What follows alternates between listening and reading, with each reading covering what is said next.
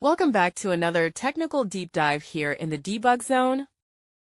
Today we're tackling a big question and breaking it down with insights from other users. Hopefully this clears up some misconceptions and helps you get the answer you need. So buckle up, stay a little curious, and let's jump right in.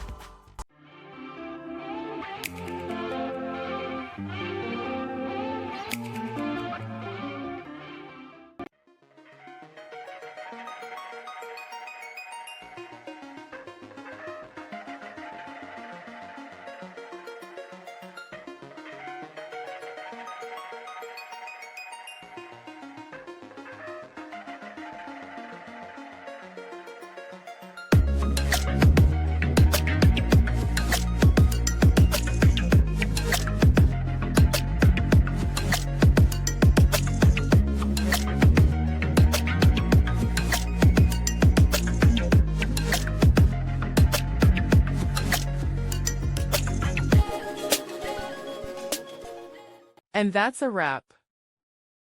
I hope you found the answer you were looking for. If you did, take a second to hit that subscribe button. It really helps out. And let me know in the comments which solution worked best for you.